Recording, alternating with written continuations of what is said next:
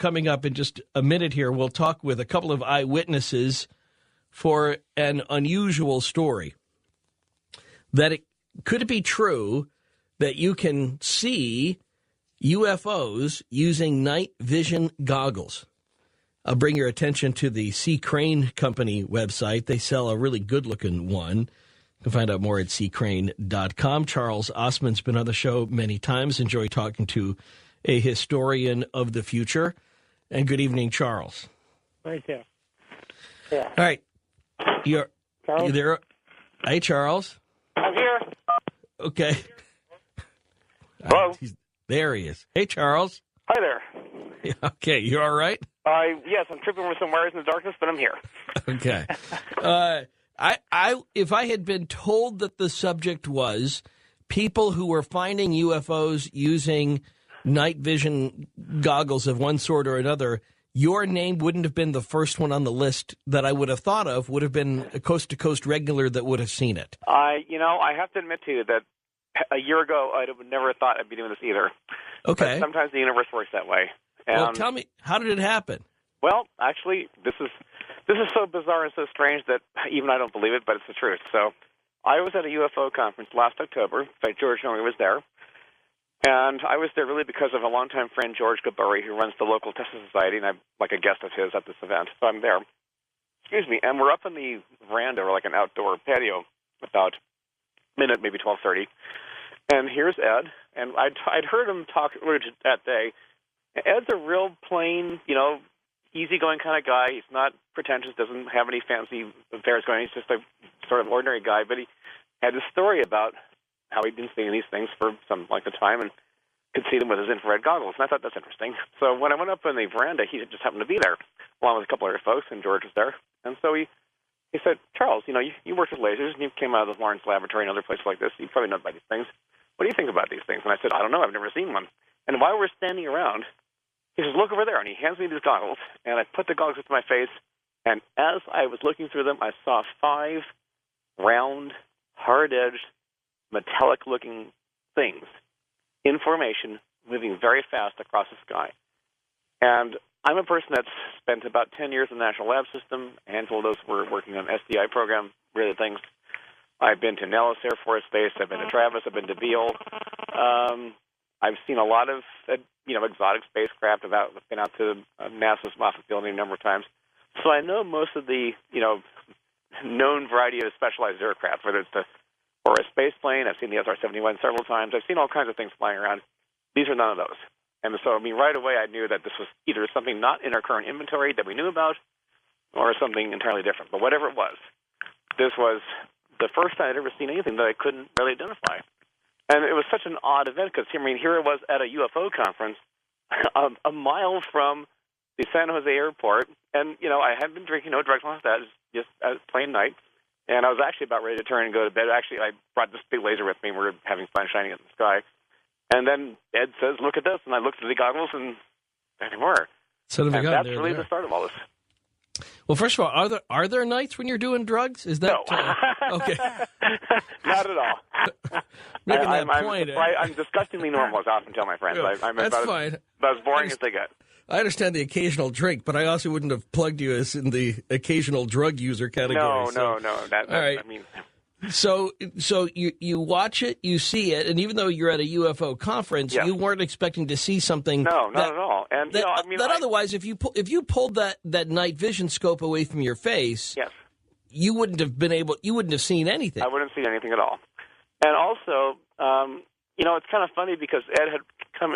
George Norrie had given a talk that day, and Ed kind of walked in and he announced his phone number and said, "I live up in Northern California and I've been seeing these things for a while, and he wants to call me, and call this number." Out of the blue, no introduction, nothing. Just a guy with a plaid shirt and blue jeans walks in and has this, sort of interesting 2-minute discussion, and he walks out. And I said, well, that's interesting. And so later that night, just by chance, I ran into him again, and he has these goggles. Like several of them. And these are very beautiful. They're Generation 3 mil-spec, the same kind of night vision that they use out in Iraq and Afghanistan, that sort of thing. And I'm thinking, okay, well, if the guy has this level of equipment and he's been doing this, clearly he must be serious, so I at least have to listen to what he has to say. And, without even 5 minutes of discussion, he just says, look over there, and I look up, and, there they are. So I'm not sure I have an opinion as to what these things are. I have some theories, But one thing I can say for certain, I have seen them. There's no question about it. There is something up there flying around, and obviously somebody knows about this. Again, we're talking with Charles Osman, the senior fellow of the Institute for Global Futures, Correct, and we will talk with Ed Grimsley coming up in just a minute, too. But, Charles, what you saw you putting the night vision goggles on. Yes. You saw in the night sky above our own, somewhere in our atmosphere. I was not even a mile from the set. I was at the major hotel. There's like 3 or 4 major hotels, like just barely beyond the edge of the tarmac at the San Jose airport. And there I was, just looking straight at the sky. These crafts would have been in our atmosphere Absolutely. As opposed to, say, like seeing something that looked like meteors in space that were crisscrossing each other's paths. These were 5 round, metallic-looking, hard-edged objects. They weren't lights. They weren't blinking. There was no engine nacelles, no contrails, no wings of any kind, no airfoils. No lifting bodies. They weren't those. These were round, hard objects. And 3 were in I would call like a triangle-like formation, like 3 sort of close proximity. And then there were 2 others further back that were sort of weaving back and forth. And it was such an odd thing. And there were no blinking lights, no strobes. I used to fly a small plane myself. I'm sort of roughly familiar with a lot of aircraft. None of the above. I mean, right away I thought, okay, what is this thing? But as I watched it cross the sky, A, it was pretty high up, and B, it was moving very fast, whatever these things were. And I have never seen anything like it. Okay. And when you took away the night vision scope... I couldn't see anything. Couldn't see anything. Yep. That's the key part. Very interesting. Well, I want you to stay with us when we bring in Ed Grimsley coming up, but I've got 30 seconds. What else are you up to these days? Oh, gosh, I'm going to be giving a talk at the Tesla Tech Conference, which comes up in the 3rd week of July in New Mexico. Right. And I'm also doing a few other things. But, yeah, you can go to teslatech.info, I believe is the website for that. Okay.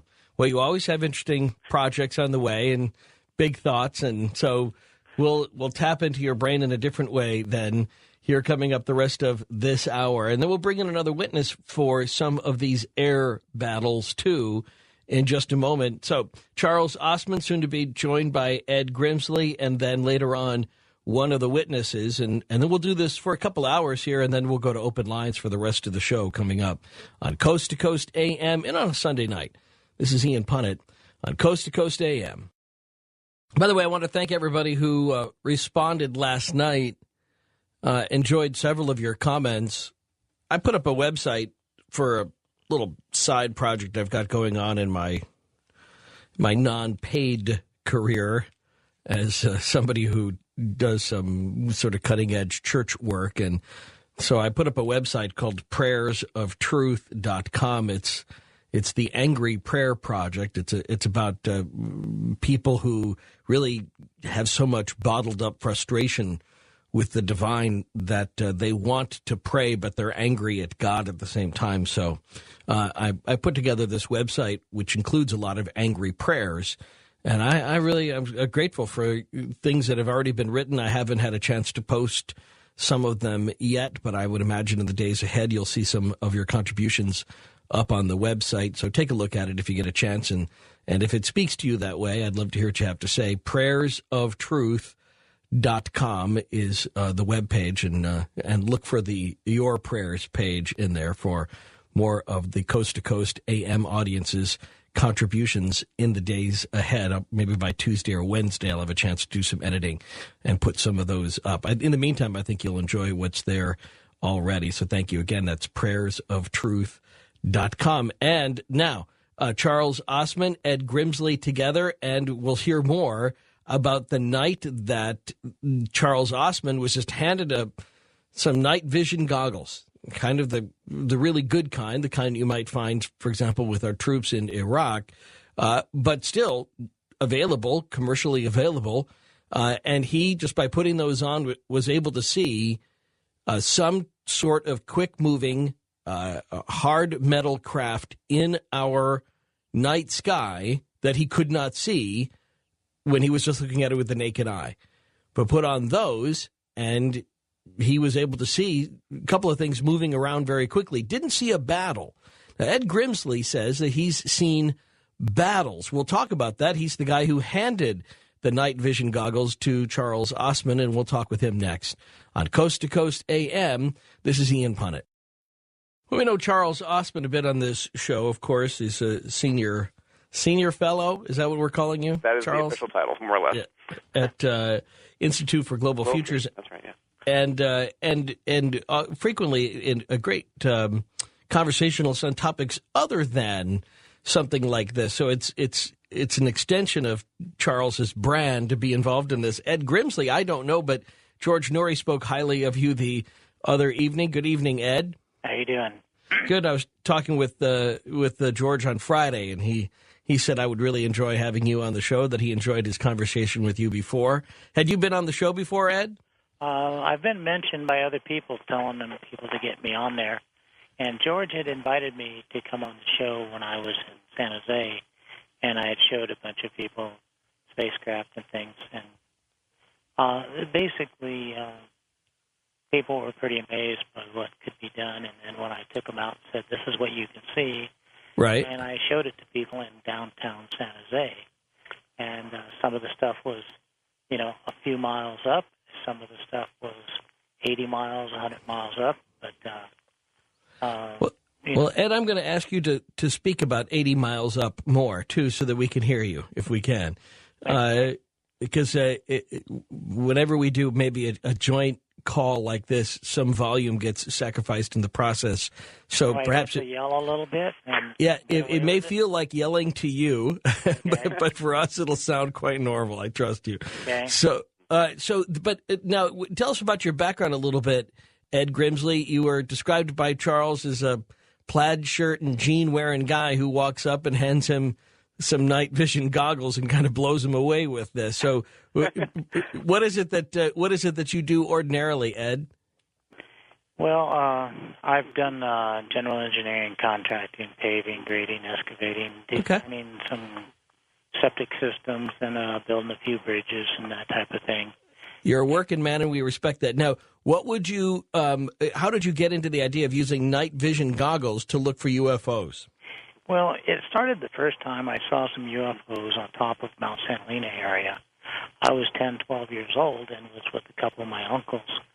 And a big silver one, kind of with a golden tint to it, pulled up out there about maybe 300 yards off the tip of the mountain and just pulled up and stopped. And then another one pulled up behind it, and it stopped and then moved around for a minute. And they spent about 30 seconds there, and then just whoosh, and away they went. Now, you saw this with the naked eye. That was naked eye, but I also had a little pair of cheap,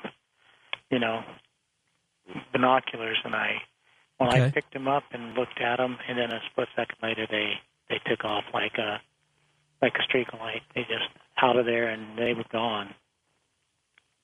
Now, how did you start to use night vision goggles to look for UFOs? Well, I had seen them when I was a kid then, and then in a hunting camp in 1961, I was only 16 years old then, and we were hunting in the Sierras. And the night before, we got camp ready and everything, and our other parties were coming in. And I stretched about 9 o'clock and looked up and said, oh. And then I saw these things that looked like crystally stars moving at each other, and then some would blow up. And I'm going, whoa. And I woke the guy Jess up next to me on a sleeping bag and was yelling to my parents in a tent. And I woke up the campsite next to us, and I was telling everybody about these UFOs. And first they said, oh, you're having a bad dream. And I said, get out here and look. And people started showing up and looking. And these spacecraft were flying, making head-on runs at each other, firing, going at each other straight on, and firing as they passed each other, and then they would break to the left and start into a great big circle. Both directions would start and turn left, and they put themselves in a big circle, and they would keep tightening the circle and firing at each other across until some of them got blown up. And then whoever was left in that battle would break and run, and the other would break and chase. And then some others would come in and join behind them and fire forward while the other one was firing back and being chased. And then when the odds went down or they got some blown up, then they would break and try to run too.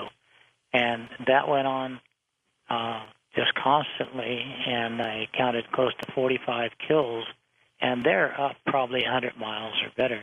And you could barely you could barely see the craft because they were so far up, but they were shining in the sunlight. And when they would blow up, you would see debris fly out like an explosion or like a firecracker going off in the night sky. But you never saw anything coming in, and I think that's because particles were traveling at high speeds and going off in a distance still out in space. So, Ed, how did you come to use night vision goggles? Well, I knew what I saw, and when I went back and told people about it, they basically, wouldn't believe it. But years later, I found out about the night vision, how you could see good into the skies, and so I bought a pair at a gun show in Nevada, and I took them out, and the first night I looked, I saw several spacecraft, and I'm going, whoa, they're still there. And about after 3 hours of being out, I think I saw around 30 that night. And there was one battle that went on between two, and it's just, it's an unbelievable thing to see. Sure. But pretty common. Believe it. Pretty common for you to see battles. It sounds like you. I think if everybody I know who has seen a UFO, and I would be counted in that category, I witnessed something which I can't explain. So it remains, according to Northwestern University's UFO Reporting Center at the time, it remains an unidentified flying object. But the idea of a battle, that's the part I think that really catches the imagination, because to even see a battle with the naked eye would be amazing. What's that? Go ahead, Ed. I don't always see them battle. There's sometimes they'll fly close, and there'll be maybe some delta-shaped ones that are with the V back end, and they look sort of like a Concorde jet that used to be the supersonic that went through there, and they're big and huge. And then there's some big oval ones, and there's some smaller oval ones. And I've seen a lot of times when the big delta ones will come by, and they'll be going much, much faster than the other ones. But you're speaking soft. You're speaking softly again, Ed, too. So I want to ask you to remember to keep your volume up as much as possible, so you don't trail off on the end of your sentences, okay. so we can hear you. The ones that are the delta-shaped ones travel much faster than the bigger oval ones, and to some of the oval ones, they're friendly. They'll fly in, they'll come in, they'll give a buzz job like it said, "Hey, here I am," and they don't fight. But some of the smaller ones have fought with them, and I've never seen a delta lose. They look more like some of our back technology, where they have advanced some of their technical things that they've gotten from UFOs. And I think that we have allies that are space or, maybe humanoid-like beings that has worked with our military to build more crafts and additional, and you can see them. Many times I've seen groups of like 3 or 5 big oval ones, and they'll be cruising, and they're actually able to pass satellites, and the satellites look like they're standing still. Okay. And I mean, these things are just, they're so unbelievable that I want the world to know they're there, okay, and I want the world to see the truth. And sure. I don't know, but I think there's some friendly groups out there that coexist, and I think we are working with some of them, and I think there's some that we are trying to keep out. And from what I saw in the first battle in '61, they were basically all oval-shaped.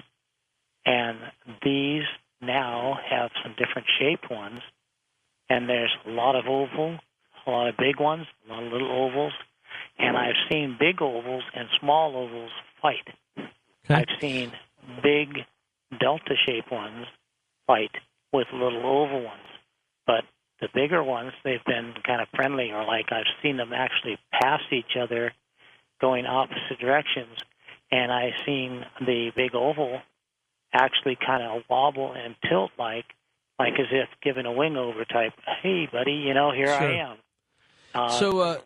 So Charles, and thank you, Ed, for that. Again, though, Charles Osman, what you saw were just spaceships moving around. I saw 5 round objects, 3 that looked like they were in a tight formation, and 2 others that were kind of crisscrossing back and forth behind. Now, they crossed very quickly. I would say maybe 2.5 seconds to cross in the entire sky. And I'm guessing they were pretty high up, maybe 80 to 100,000 feet. And if that was the distance, then they were doing, Mach 5 or Mach 6. I mean, they were definitely moving pretty fast. I have my own thoughts and theories about this, but I kind of wanted to let Ed kind of explain his vision of what these things might be or could be. I would venture to say the following thing. I'll start with this. I think it's kind of common knowledge. I will just go that far to say that we're probably a dot on somebody's map. I mean, I think it's completely reasonable that there are other intelligent life forms out there. And as we have progressed to the point where we now have demonstrated a proclivity to use nuclear weapons in warfare, which we've done, we have now crossed the line of advanced biotech and genetic engineering. We've definitely crossed the line of nanotechnology. I know because I work in that field myself. And we're just beginning to sort of nibble at the edge of maybe gravity manipulation, quantum physics, other aspects of advanced civilization that would be interesting to note, especially since we have yet to show, in my humble opinion, a sense of spiritual maturity. Might be the word I'm looking for. In other words, I think there's a lot of people in the world that are open and are trying to sort of improve our way of being, but there are many people in this world that are not quite there yet. Sure. And we're demonstrating a lot of rather what I would call sort of toxic behaviors. So I think it would be prudent. I mean, nothing mystical, just really common sense kind of thing, that if we are crossing this sort of threshold of these different technologies and have yet to show a sort of maturity and able to understand what we're dealing with and maybe how we should connect to a larger cosmic ecology, then it would be reasonable that they would send in probes and look around and kind of see what's going on. Now, beyond that, I mean, I've heard all kinds of theories. Sometimes some people say that we've captured some spacecraft and back engineered. I don't know. I've never seen that. I've never had any personal interaction with that sort of thing. But at least as far as being willing to consider that we're being looked at by somebody, I think that's certainly reasonable. Now, the other thing would be that maybe we are, excuse me, I'm so sorry for my voice, maybe we're already in advanced stages of some other kind of weaponry development. There's been a lot of talk about revitalizing the SDI program in a more advanced way, mainly because of our concerns of possibly going to war with China. That's the actual buzz in the background. So maybe this is part of our preparation for that kind of a scenario. I certainly hope not, but there are people that discuss these things. All right. Now, I just want to ask you both, though. Yeah. And I'm playing devil's advocate here. Sure, I'd look forward to seeing this myself. And I've spent now 2 or 3 decades wanting and trying to have another UFO experience and never being able to on purpose. Yeah. So I love the idea of just being able to go on, put on my night vision glasses and go see something at will. But about the idea of the battles in space, of them firing at each other, can we draw some conclusions about either the inefficacy of their weaponry, because or something about what must be happening to the debris if they're blowing something up that's that high up in the ground? Well, here's a thought that might be sort of interesting. I have had my own personal opinions that maybe, just maybe, this is almost like a salvage crew. In other words, think of it like this. The odds are, if there's a lot of planetoids out there with civilizations kind of like ours, more or less, and they get to a certain point of development, probably a lot of them fail. A small subset sort of progress to the next stage, whatever it is. And there's something like, salvage rights. The ETs who sort of know about these things, they kind of cruise over, they find a planetoid in our stage of development. They say, okay, these guys are kind of on the edge of maybe making it, maybe not making it. They're probably going to go into World War III or whatever the thing is. So I'll tell you what, we're going to now claim rights to that planet, and we can harvest whatever we want or, sort of have our way with them. And there's probably others that compete for this kind of right. And I mean, that's kind of a simplest way of looking at it, but that's like one theory I sort of had in the back of my mind. And that's like a wild idea on my part. Well, that's fine. No, that's an interesting theory. So, and yeah, maybe we are the cosmic back alley into which these alien cultures go to play mumbledy-peg. Well, just a salvage leftovers kind of thing. Who knows? Okay, but fine. But coming here to battle again, I come back to if they blew up something, Ed. Well, if they blow something up, it's up in space when it gets blown up. Wait, and but it's not going to drop right back in. So outside of our atmosphere, you're saying? Because I got the impression we were talking about inside Earth's atmosphere. I have seen craft before inside of our atmosphere, but the majority of the craft are probably up in the 80-mile to 200-mile range, and there's been some really huge craft way out there. There's been some small ones that are just a dot on the sky. There's nights that we can see 80 to 100, and there'll be variations that are many shapes, but always when you see a massive amount, there will be some interaction, and some are very friendly and look like they kind of fly patrol. Okay. And are looking over our skies. My theory is... Wait, hang on for your theory because we're coming up to the top of the hour. Let me ask you, tell me about the fire chief who's going to join us here in a few minutes. Well, we tried to get a hold of him, and I don't know, earlier there was a siren went off. But we have him. We have him? Yeah, I understand. So just tell me real quickly, who's coming up here in just a minute? Okay. Well, I kept talking to him and get him to come out. And I think he felt sorry for me, and he finally, okay, Ed's a little crazy. I'll go out and pacify him with an hour. And when he showed up at 8 o'clock, within a short time, he saw several, and then he got pretty good at picking them out and finding them when I explained to him. And that night, I think he went home 1:30, 2:30 in the morning, and I think he saw over 80, and there's a variation. And some of them flying in formation. Good. Well, then we'll talk to him coming up. About that. Coming up then next on Coast to Coast AM. This is Ian Punnett. It's such an interesting story. Let's bring up Charles Osman and Ed Grimsley again here in a second. Hey, guys, we're back on real quickly, just so you don't swear much. And Charles Osman, the senior fellow at the Institute for Global Futures. By the way, how old are you, Charles? I'm 54. So pretty close to actually being a senior fellow. Well, it's all relative. But, when in doubt, pick another planet. I'm just saying, AARP flyers are probably coming in the mail pretty regularly. Actually, they show up now. Yes, indeed. Okay. So it's not just a title, it's a lifestyle. Apparently it's become that way. But as I often said, girls who tend to be more sensitive about this, if they're 40, they can actually be like 13 on Mars. It depends on which planet you want to pick. So. Okay. So that works for you then. Right. Okay, that's the program you're sticking with. Yeah, is Steve holding there to talk, or what's happening? What? Is Steve the fire chief? Yeah, he's coming up in just a minute, Ed. Hang on. So I'm just trying to. That's okay. So Ed Grimsley, if I can ask you, you said you wanted to offer a quick theory of the space battles that you had seen. We're talking with Charles Osman and Ed Grimsley. Ed Grimsley being one who had started to look for UFOs using night vision goggles. And so these, having witnessed a couple of battles, it would appear ships shooting at each other, both originally having seen with the naked eye and then with the night vision goggles. Ed, let me just ask you real quickly. You said you had a theory as to why they were fighting it out over our airspace. Well, yeah, over the years, ever since 1961, when I saw what they did and knew they were real, I wondered what were they fighting over, who were they fighting with, and basically those type of things. And I had many theories that, well, perhaps that the reason why there's a black man on this planet, a Mexican, a Chinese, and a Irishman or whatever, is because maybe we were brought here from all corners of the galaxy as a sanctuary to see if we could get along, and perhaps we're not all getting along out there in space.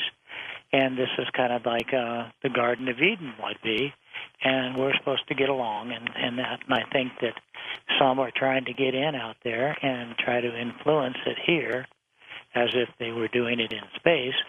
And I think there's a guardian thing that's going on where they're fighting to keep certain ones out, And I think that it got to the point where those people became into a truce with us, and we're now working to help keep others out, and there's some kind of alliance going. All right. All right. And Thank you. I appreciate it. I got to get a break in here. There is no God, but maybe he's all over the universe and the creator. And I believe that there's so much going on now that I think we all ought to be worried about. We're either going to get an overwhelming belief, and there's going to be stuff come in to us from maybe alien beings or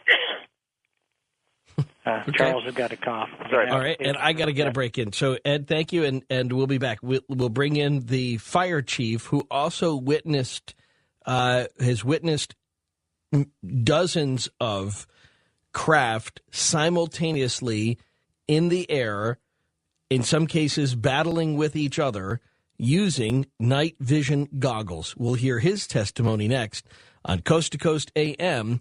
This is Ian Punnett. All right, let's take a breath here and try to figure out exactly what's going on. I just heard kind of a strange message in my IFB, so let me sort this out if I can. Back at the studio, what seems to be the issue here is that it's not the guest we thought it was originally. Is that right? Okay, so who is it that we have there on hold? Do you know?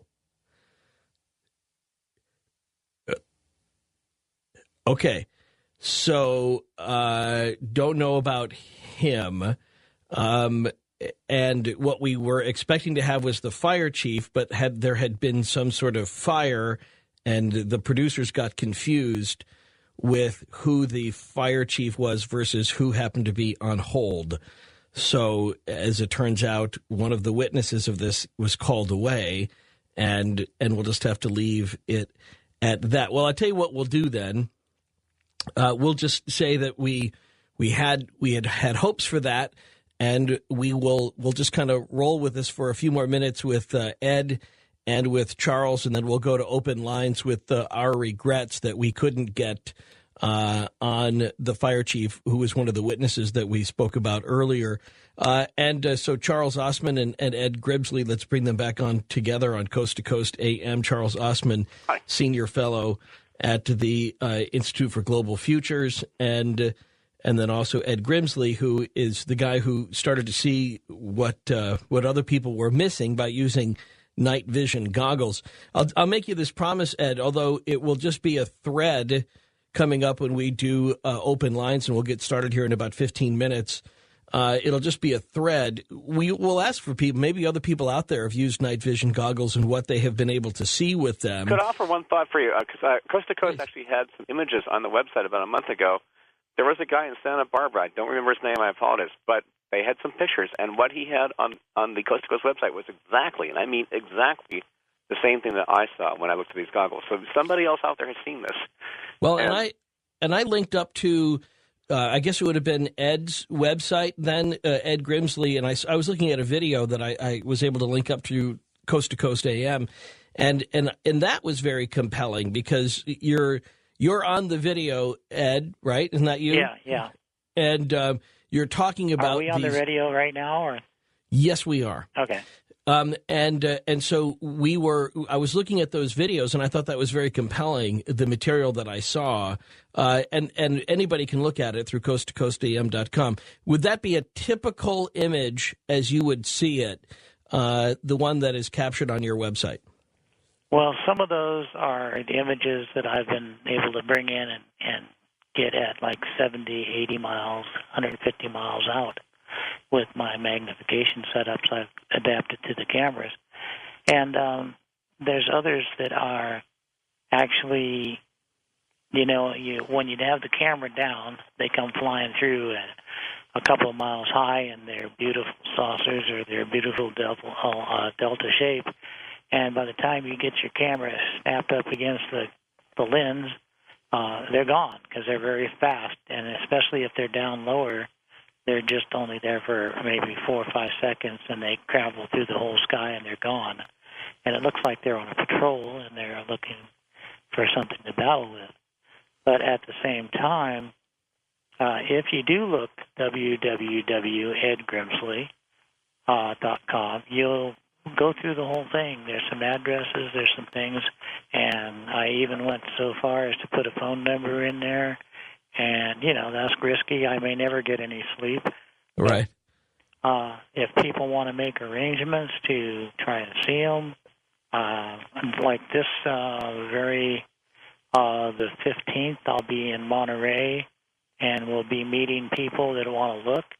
And we're going to be down by the Best Western, down at the end of the street, right at the beach. And we'll be there and showing night visions to people. We've gone there about 4 times now.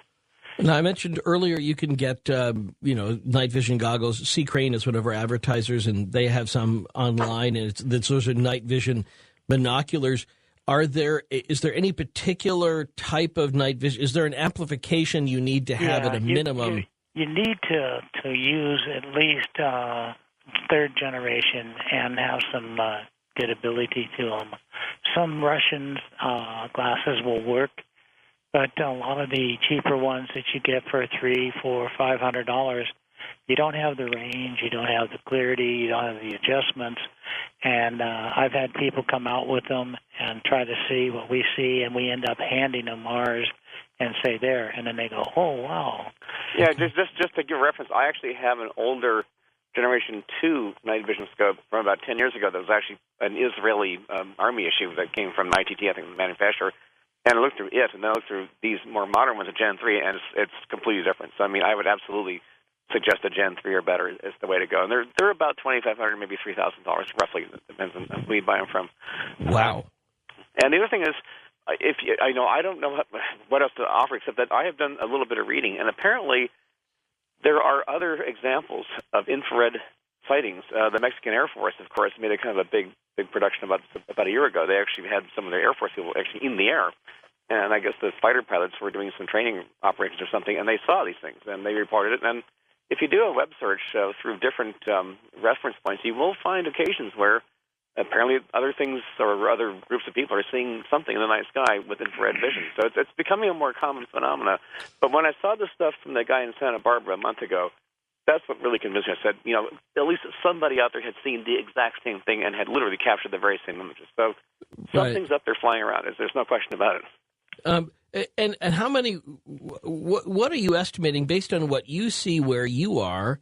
Theoretically, if somebody else is on the East Coast, they would be seeing, if they're seeing the same type of thing, they couldn't be seeing the same formation, the same things going on, perhaps. Well, I mean, how many are going on at any one time around the entire Earth, whether in lower atmosphere or higher atmosphere battles and or formations? Well, I think that battles are taking place outside our atmosphere. Okay. And I think that there may be some kind of rules of engagement where certain ones will battle. But I don't think we're being attacked as Earth. And I think otherwise they would maybe break some kind of treaty. But in some nights, we've seen 80, almost 100 different crafts that are different size, and they're usually up high. And when I say high, they're maybe 80 to 200 miles up, and they're going pretty fast. They've been near satellites. We've watched them pass satellites, and they pass a satellite like it's going nowhere, like it's a bicyclist and a speeder doing 80 miles an hour going by.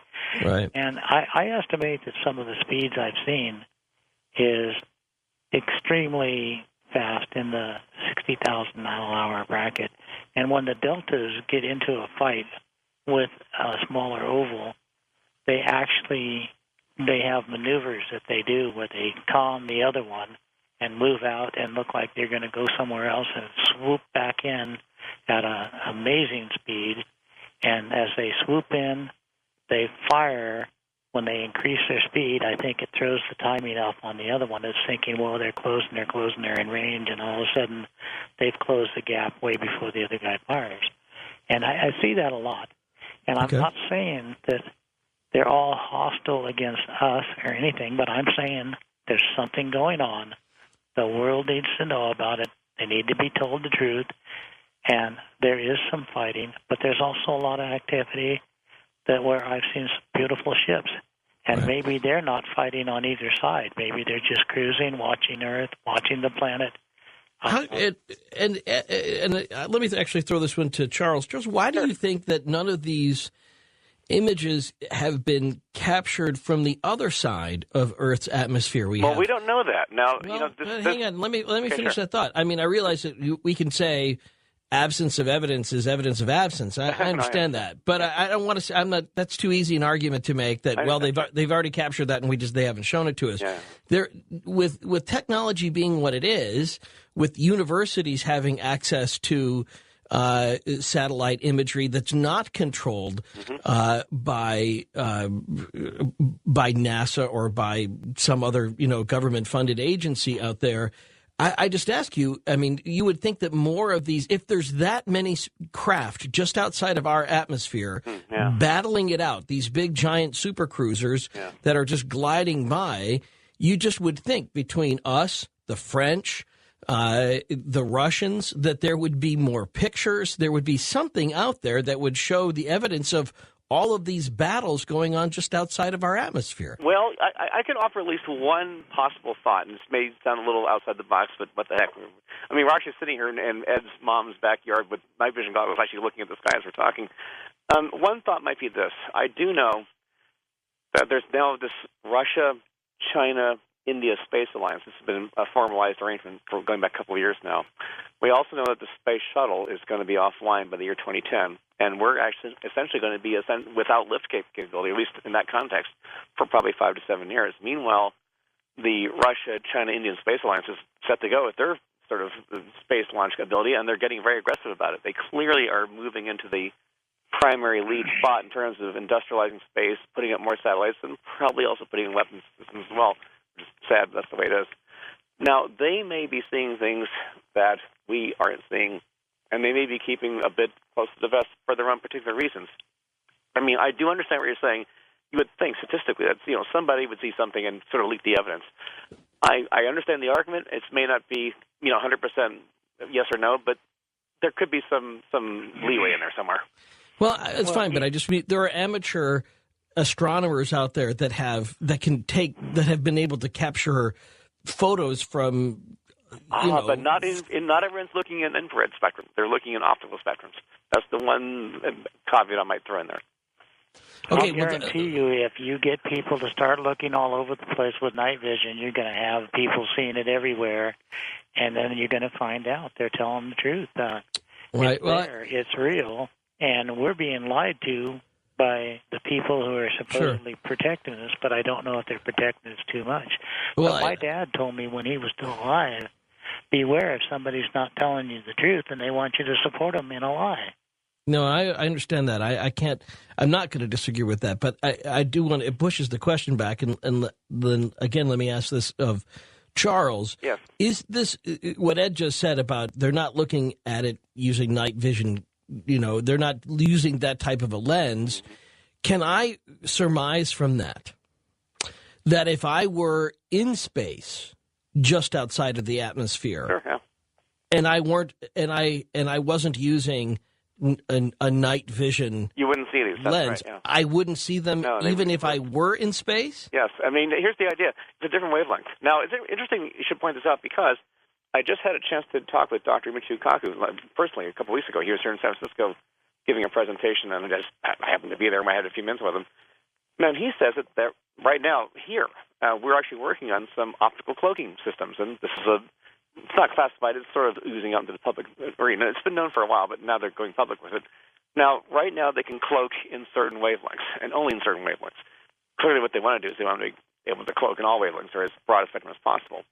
So it kind of suggests that if we're tinkering with even a narrow band cloaking, we're at least getting to the edge of being able to understand how to curve light and mask things in certain wavelengths. So, I mean, it seems reasonable that if something from somewhere else was having a look at us or doing whatever they're doing, it would be fairly simple. It would be elementary, really, to simply hide themselves in a wavelength that we're not used to looking for.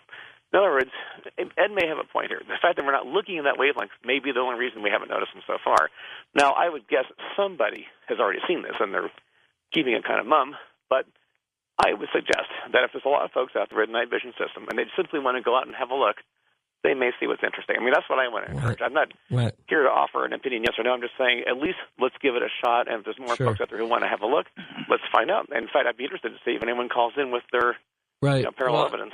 Well, we'll definitely be throwing the phones open for that. But I guess, is it really cloaking if it can be uncovered using a commercial-grade product? Well, at least I've seen it. I mean, I personally saw this, and that's kind of what got me to the point where I'm at now.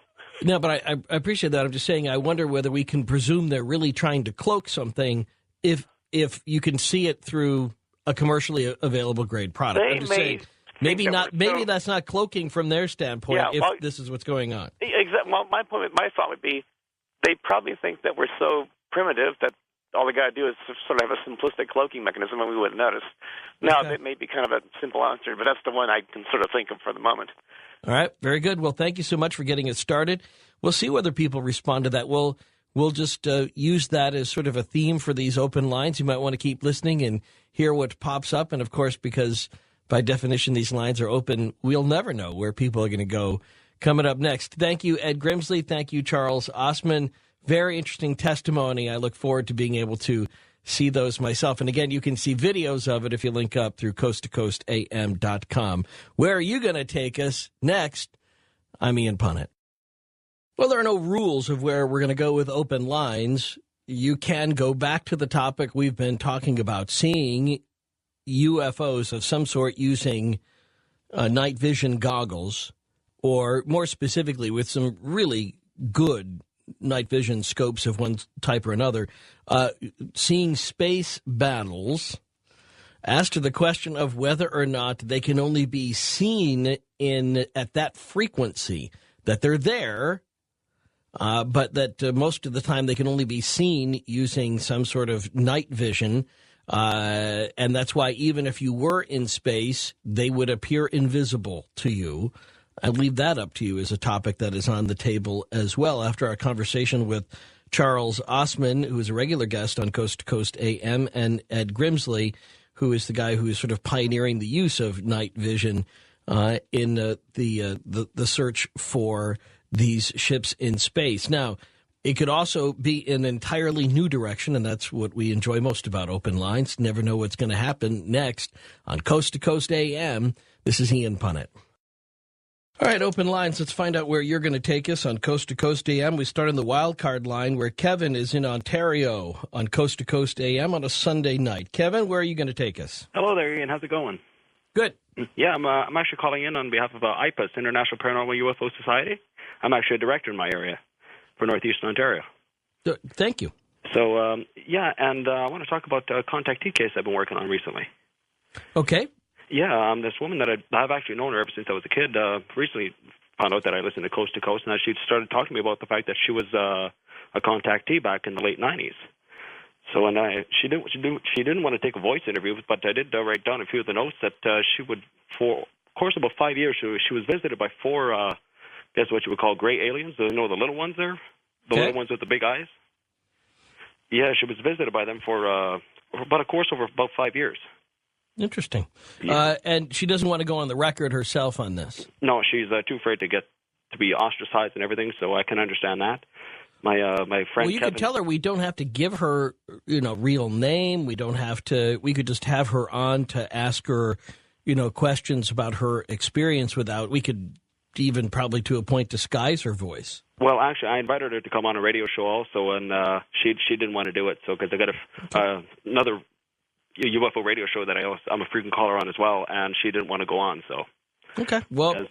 Appreciate the heads up on that. It's very interesting. I always love to hear about those, and it's always frustrating when the person themselves won't talk about it. But Ian, yeah. Any news on JC? No. Thanks, Kevin. Appreciate that. Let's go wild card line. Caroline is in Phoenix on Coast to Coast AM. Caroline? Hello. Hi, where are you going to take us? Well, I'm standing out on my porch right now watching my mothership, which I communicate with every night. It moves around in the sky. And Tell me about that. Why is it your mothership? Well, biblically, if you know John, saw the holy city, the New Jerusalem, coming down out of heaven in a vision. Okay. Well, I had the experience of it coming down out of heaven in the light, usually invisible, to me on top of Laguna Mountain in San Diego underneath the SETI Towers. How and this close? was in 1985.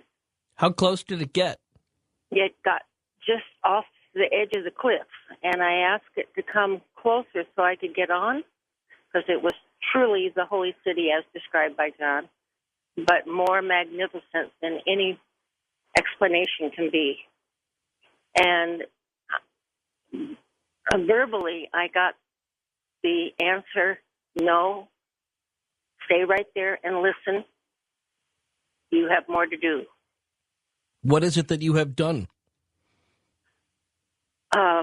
Working with following God's presence that is with me all the time from my whole life to reveal what is happening not only globally but in the universe. How do you do that? How do you reveal that?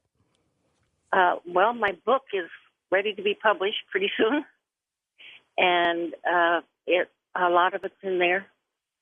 And then I will go out in public with confidence and a commitment because it's scary. Yeah, I bet it is. I'm going to throw this out at you.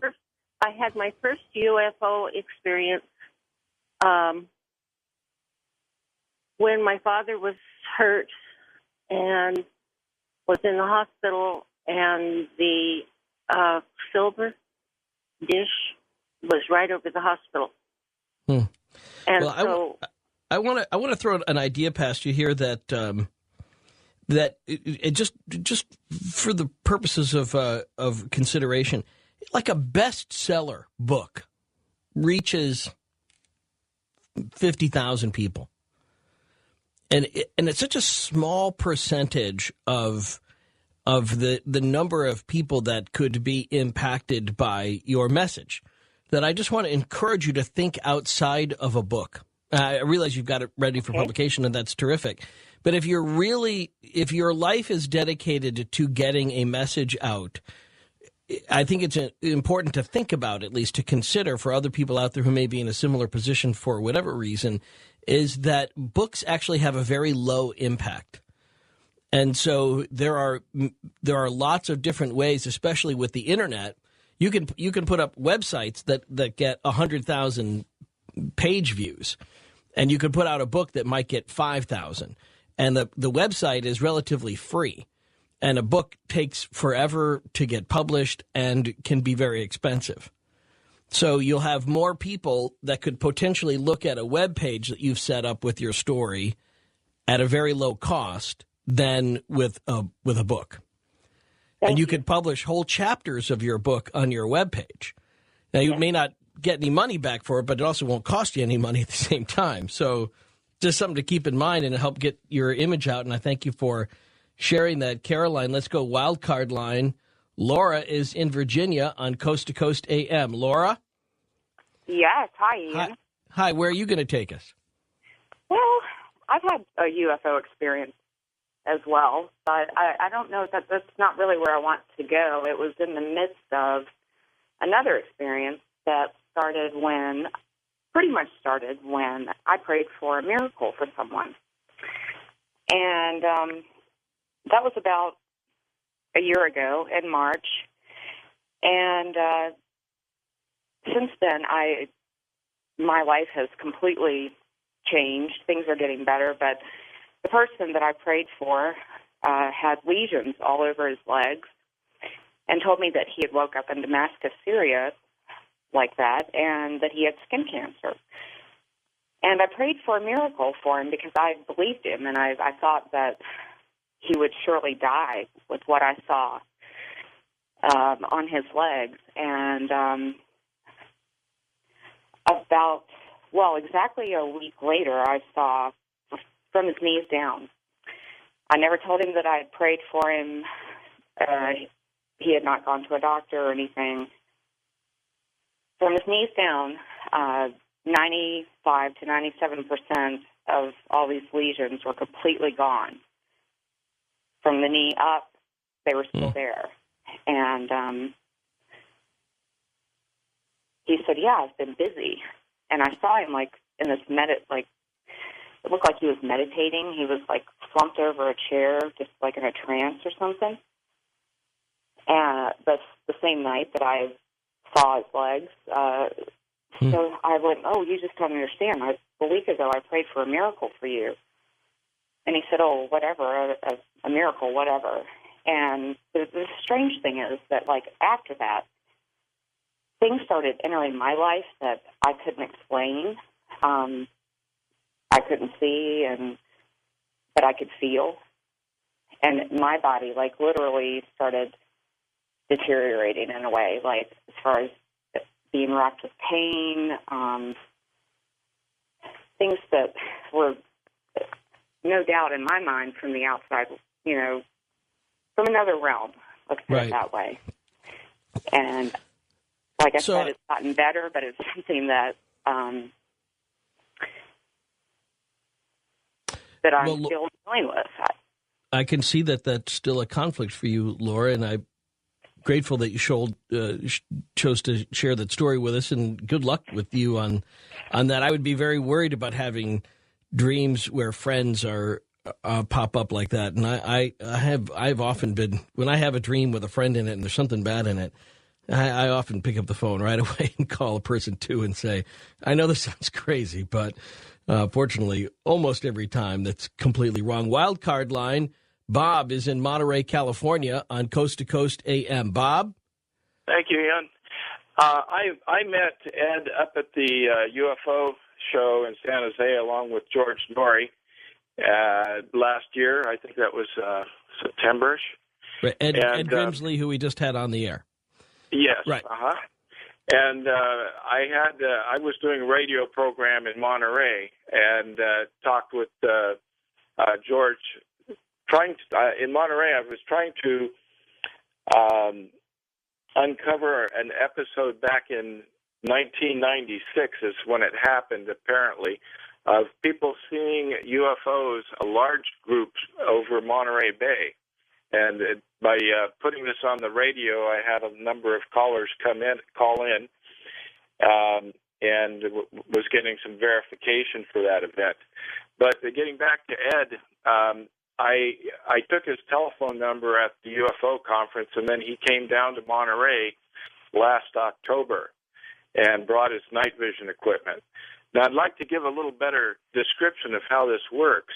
He actually has 5 pair of night vision goggles, so he takes 5 people at a time, and you can cover the entire sky. He takes a laser light. Everybody has a laser light, and the first person who sees the UFO coming shines the laser light in the direction of the UFO, and then the others can quickly turn and follow the laser light up to the actual craft. Sure. So you've seen this then yourself, and what did you see the battles that Ed was talking about? No, I didn't see the battles, but any time you go out, now I've done this with him 3 times, and then I've done 5 programs with him over the air. Right. And each time that we've gone out looking for craft, you see something within 10, 15 minutes. And the first night, my experience was that I did see triangular craft and delta craft that come across the sky in a very surrealistic motion. First of all, the other gentleman that you had on said that they crossed the sky for him in 2 seconds. What I witnessed was approximately 6 seconds. But they make a saw-like cut as they come through the air. And you have to estimate their speeds at over 50,000 miles per hour and their altitudes between 50 and 200 miles. And to give you a comparison, the space station orbits the Earth every 90 minutes. and that, I believe, is going at about 24,000 miles per hour. Bob, I enjoyed that. Thank you. That's very interesting. And keep up the good work on your radio show, too. And let's go east of the Rockies. John is in Lima on Coast to Coast AM. Is that right? Yeah, Lima, Ohio. Oh, Lima. Sorry, go ahead. Yeah, how you doing, Ian? Good, I'm all right. Where are you going to take us? Actually, with my UFO experience, or I believe it was a UFO, at first, I thought what I was seeing was normal. I didn't realize that it was something unusual. And the reason for that was that it was around Christmas time, and we were driving. The first time we were driving out, it's near a Procter & Gamble plant. And I looked over, and there's this triangle in the sky. It looked like it was maybe about 80 feet off the ground. And I chalked it off as Christmas lights, that Procter & Gamble had put up a display of some kind. Right. Well, it's near a reservoir, and it happens to be a reservoir that my daughter and I would sled off of. Well, about a week later, we go out to go sledding in the daytime, and I look to see where Procter & Gamble has mounted this Christmas decoration, and there wasn't anything there. There was no post. There was no mounting. So it's kind of a reverse type situation where... Sure. You saw something and you didn't realize you had until afterward. The irony with your guests in the previous hours, we've kind of been led to believe that the extraterrestrials are watching out for us. Like ever since the atomic bombs were developed, that they've been watching to see that we're not destroying ourselves, and yet there's indications that they're fighting. How hypocritical is that? Yeah, really. I mean, and actually, the times that they were describing it, and thank you, John, for your comment, times when they were describing what was happening over the Earth, and it kind of reminded me of gorillas showing off, beating on their chests, and maybe trying to impress us puny humans here on Earth. Let's go to Victor, west of the Rockies in San Jose on Coast to Coast AM. Victor? Actually, it's Scott. Oh, you're a Scott. Well, I had you down as a Victor, but go ahead, Scott. Anyway, yeah, how you doing? It was in 2000, I started really using my night scope. I have an ITT Generation 2 night scope, and actually it's, you look into it with both eyes, but it ends up being one lens in the front. Sure, right. And I started doing it just in the evenings. I go over to my mom's for dinner, and just after sunset, go out to look at satellites, because you can see so many more satellites with the night scope than with the naked eye. And it was just kind of became a pastime every night. And then one night I saw what I thought was a satellite coming across with the naked eye, so I started looking at it with a night scope. And then pretty soon I saw another light, or what I thought was a satellite, coming in from a different direction. And as it came close to the first one, it stopped and started progressing across the sky with the first one. And then all of a sudden the third one came in, and they came into like a square formation, or it would be almost a triangle, but if you were to put a fourth one in there, it would have been a square. And It went across the sky just like a normal satellite would, but they were all together in formation. About a week later, I was doing the same thing, just watching satellites come across, and I decided to come down to the horizon to the east and just scan the horizon over Denver. And as I was coming across, I saw probably, 300-400 feet in the air, a very large chevron-shaped craft, just traveling probably 200-300 miles an hour, dead silent. Right. I pulled the scope away from my eyes, and you could just barely see it. Almost,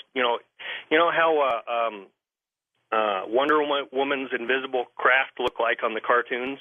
That's kind of almost what it looked like looking through the night scope. It was the perfect shape of a V, but it was solid, and it was just floating through, just as silent as can be. And pretty soon I couldn't see it because of trees anymore. I wished this night vision scope that I have was camcorder adaptable. If it had been, and if I'd had it on the camcorder, it would have been one of the best videos you ever saw. And it lasted 4 or 5 seconds. Well, you go ahead real quick. I'm running out of time, but go ahead. Well, I've never seen anything what Ed's seen as far as battles or anything like that. I do have to disagree, though, that a Generation 2 is the minimum that you should use for a night scope for doing this stuff. I would imagine Generation 3 is much better. But the one key thing I think is important with night vision when you're looking at this stuff is you have one that has a variable gain, where you can actually turn down the intensity, because night scopes actually almost make things too bright and too intense, and it's hard to see things sharply. Right. Yeah, I've had that problem with mine where it can make everything kind of fuzzy and glowy. Right. Thank you so much for that tip. The Generation 2 suggestion, too, is also good for people. If they get a good one, maybe they can save a little money that way on some past technology instead of having to go with the latest in order to be able to see what our guests last hour were talking about. But a new hour is ahead of Open Lines. Where are you going to take us? Coast to Coast AM. This is Ian Punnett.